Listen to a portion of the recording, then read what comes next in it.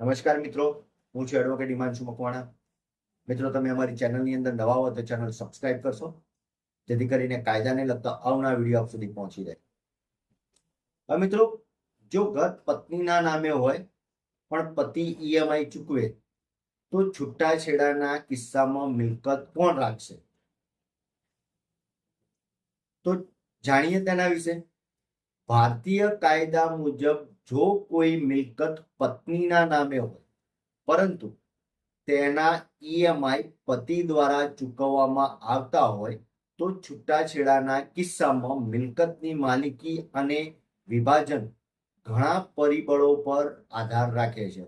એટલે કે કોઈ મકાન ખરીદેલું હોય તેની પર કોઈ બેંકની કે કોઈ ફાઇનાન્સ કંપનીની લોન ચાલુ હોય અને તેના હપ્તા એટલે કે ઈએમઆઈ પતિ દ્વારા ચૂકવવામાં આવતા હોય અને એવા કિસ્સાની અંદર એટલે કે છૂટાછેડાના કિસ્સામાં મિલકતની માલિકી અને વિભાજન આવા કિસ્સામાં ઘણા પરિબળો પર આધાર રાખે છે.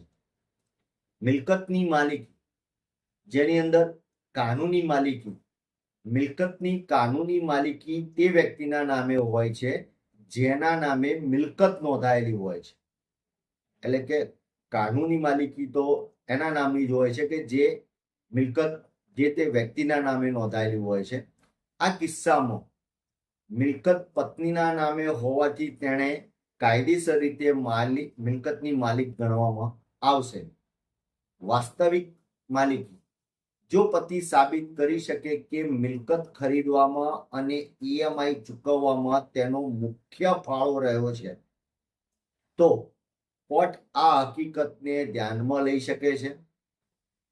નામદાર અલ્હાબાદ હાઈકોર્ટના એક ચુકાદામાં કહેવામાં આવ્યું છે કે જો પત્ની પાસે આવકનો સ્વતંત્ર સ્ત્રોત ન હોય અને મિલકત પતિની આવકમાંથી ખરીદવામાં આવે તો તેને કૌટુંબિક મિલકત ગણી શકાય. છૂટાછેડાના કિસ્સામાં મિલકતનું વિભાજન. ન્યાયિક વિવેકાધિકાર. છૂટાછેડાના કેસોમાં મિલકતનું વિભાજન કોર્ટના વિવેકાધિકાર પર આધાર રાખે છે. કોર્ટ પતિ અને પત્ની બંનેના આર્થિક યોગદાન, લગ્નનો સમય અને અન્ય સંબંધિત પરિબળોનું મૂલ્યાંકન કરે છે.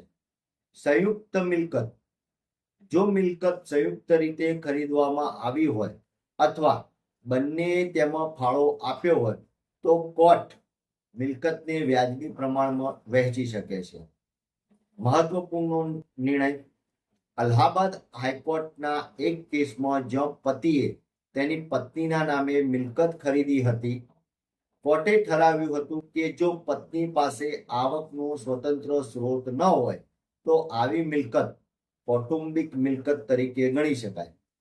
છૂટાછેડાના કિસ્સામાં જો મિલકત પત્નીના નામે હોય પરંતુ તેનો ઈએમઆઈ પતિ દ્વારા ચૂકવવામાં આવે છે તો મિલકતની માલિકી અને વિભાજન કોર્ટના વિવેક બુદ્ધિ પર આધારિત રહેશે.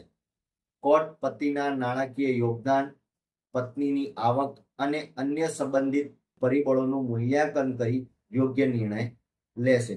એટલે કે પતિ પત્નીએ સંયુક્ત રીતે મકાન ખરીદેલું હોય પરંતુ એના ઈએમઆઈ પતિ દ્વારા ચૂકવવામાં આવતા હોય, એટલે કે મકાન ઉપર જે કોઈ પણ બેંક કે ફાઇનાન્સ કંપનીની લોન ચાલુ હોય તેના ઈએમઆઈ પતિ દ્વારા ચૂકવવામાં આવતા હોય તો આવા કિસ્સાની અંદર કોર્ટ બંનેનું પતિના નાણાકીય યોગદાન, પત્નીની આવક અને અન્ય સંબંધિત પરિબળોનું મૂલ્યાંકન કરી કોર્ટ નિર્ણય કરતી હોય છે.